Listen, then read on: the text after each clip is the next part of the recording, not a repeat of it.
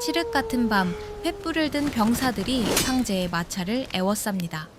거친 숨소리, 말발굽 소리, 그리고 진흙 위로 끌려가는 붉은 비단 자락. 천하가 무너지던 날 병사들은 목소리를 높여 외쳤습니다. 저 여자를 죽이지 않으면 우리는 한 걸음도 움직이지 않겠다.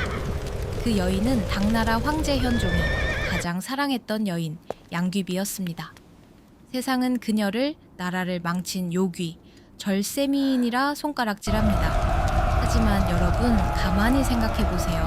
그 찬란했던 당나라라는 거대한 제국이 정말 겨우 한 여자의 미모 때문에 힘없이 무너졌을까요?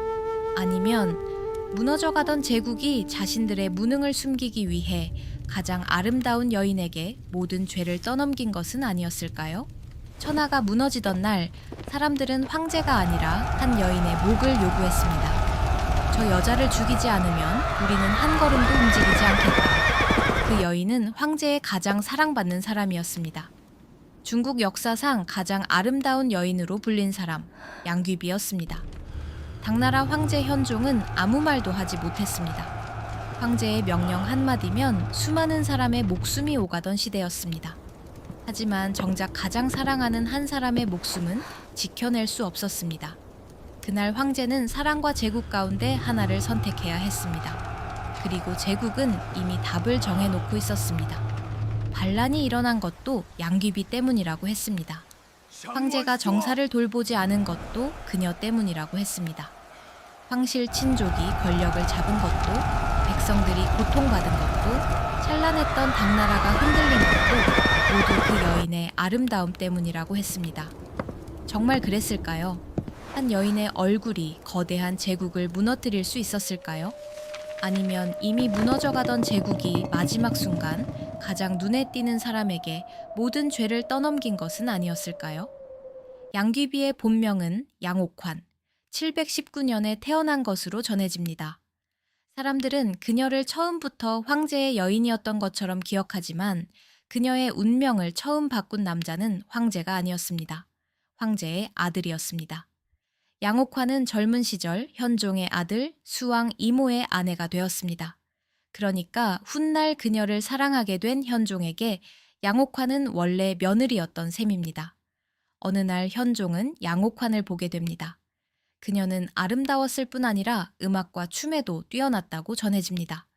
당시 현종 역시 음악과 예술을 사랑한 황제였습니다. 두 사람은 음악과 춤을 통해 가까워졌을지도 모릅니다. 하지만 황제가 아무리 절대적인 권력을 가졌다 해도 아들의 아내를 곧바로 후궁으로 삼을 수는 없었습니다. 양옥환은 한동안 궁을 떠나 도교의 여도사가 되었습니다.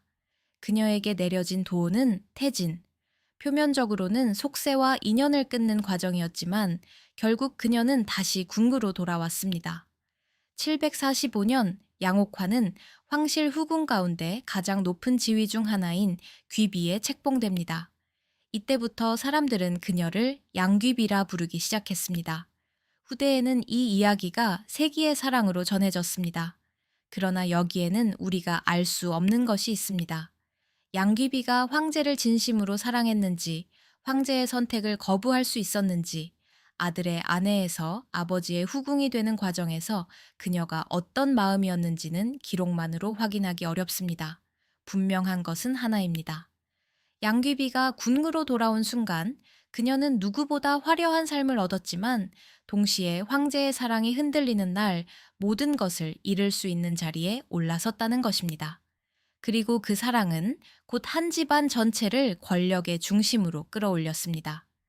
현종의 총애가 깊어지자 양귀비의 가족과 친족들도 높은 지위와 부를 누렸습니다. 그중 가장 강한 권력을 잡은 사람은 양국중이었습니다. 그는 양귀비의 친족으로 마침내 조정의 핵심 권력자가 됩니다. 그러므로 양귀비에게 아무 책임도 없었다고 말할 수는 없습니다. 그녀는 황제의 총애가 자신의 집안으로 흘러가는 것을 보았고 양씨 일족은 그 권력을 적극적으로 누렸습니다. 권력은 사랑을 따라왔고 사랑은 곧 인사와 재물, 정치적 영향력으로 바뀌었습니다. 양귀비의 이야기를 단지 힘없는 여인의 억울한 죽음으로만 그린다면 그 또한 역사를 단순화하는 일일 것입니다. 하지만 당나라가 흔들린 원인을 양귀비와 양씨 집안만으로 설명할 수도 없습니다. 현종은 젊은 시절 유능한 황제로 평가받았습니다. 그러나 긴 통치가 이어지면서 정치를 신하들에게 맡기는 일이 많아졌습니다. 조정에서는 권력 다툼이 거세졌고 변방의 절도사들은 점점 더 많은 군사를 거느렸습니다. 나라의 군대가 황제 한 사람에게 집중된 것이 아니라 지방 장수들이 사실상 자신의 군대처럼 대규모 병력을 지휘하게 된 것입니다. 겉으로는 찬란한 제국이었지만 그 안에서는 중앙과 지방의 힘이 갈라지고 있었습니다. 양귀비가 없었더라도 언젠가 터질 수 있는 균열이 이미 제국 깊숙한 곳에서 자라고 있었습니다. 그 중심에 안녹산이라는 장수가 있었습니다. 안녹산은 변방의 막강한 군대를 지휘하며 현종의 신임을 얻었습니다.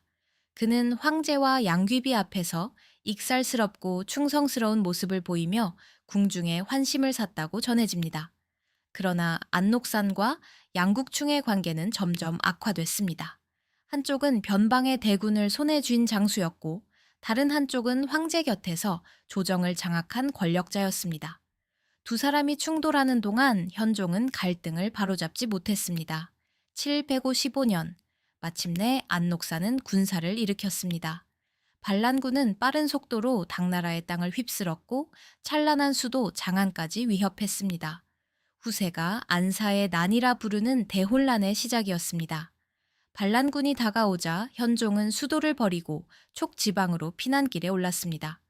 그 곁에는 양귀비와 양국충을 비롯한 양씨 일족이 함께했습니다. 그러나 황제를 호위하던 병사들은 분노해 있었습니다.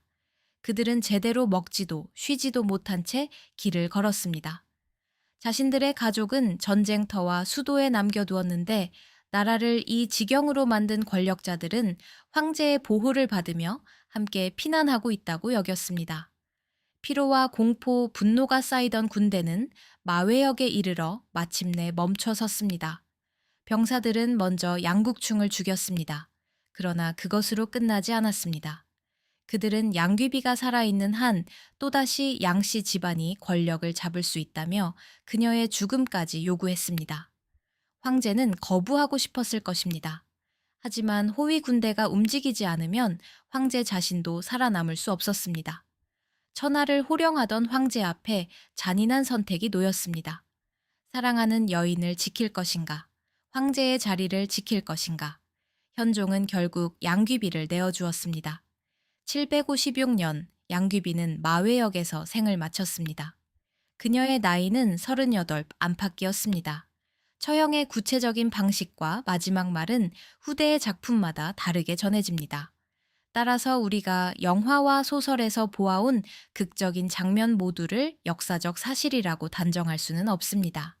다만 호위 군대의 요구로 현종이 그녀의 죽음을 허락했다는 큰 줄기는 오랫동안 전해지는 역사 기록과 문학의 바탕이 되었습니다.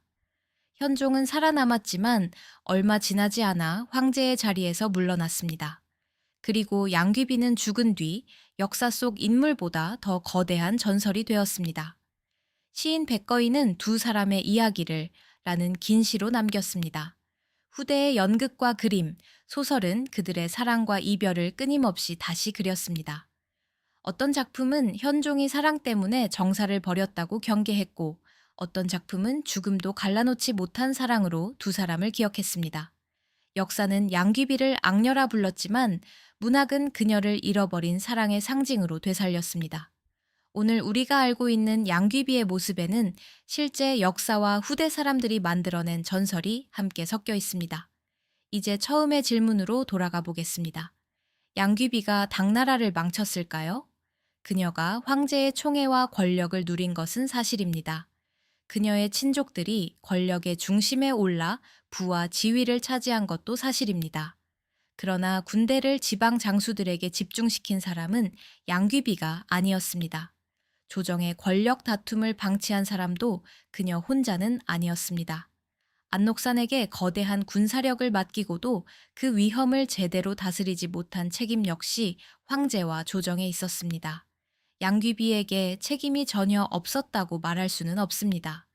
하지만 제국의 모든 실패를 한 여인의 아름다움과 사랑 탓으로 돌리는 순간 황제와 대신, 장수와 제도의 책임은 이야기 뒤편으로 사라집니다. 복잡한 시대가 무너지면 사람들은 이해하기 쉬운 원인을 찾습니다. 수십 년 동안 쌓인 정치의 실패보다, 군사제도의 균열보다, 권력자들의 오랜 다툼보다 한 사람의 얼굴을 가리키는 편이 훨씬 쉽기 때문입니다. 그 중에서도 권력자의 사랑을 받은 여인은 가장 눈에 띄는 표적이 됩니다. 왕은 미혹되었다고 말하면 그만이지만 그를 미혹한 여인은 나라를 망친 요부로 기억됩니다. 결정을 내린 사람보다 그 곁에 있었던 여인이 더 오래 비난받는 것입니다.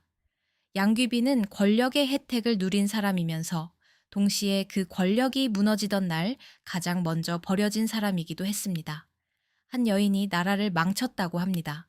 그러나 한 사람 때문에 무너질 나라였다면 그 나라는 이미 오래전부터 안에서 무너지고 있었던 것은 아닐까요? 그리고 우리는 오늘도 여러 사람이 함께 만든 실패를 가장 눈에 띄는 한 사람에게 떠넘기고 있지는 않을까요? 양귀비는 나라를 망친 악녀였을까요? 권력을 누리다 그 대가를 치른 사람이었을까요? 아니면 무너지는 제국이 선택한 가장 아름답고도 슬픈 희생양이었을까요? 여러분은 어떻게 생각하십니까?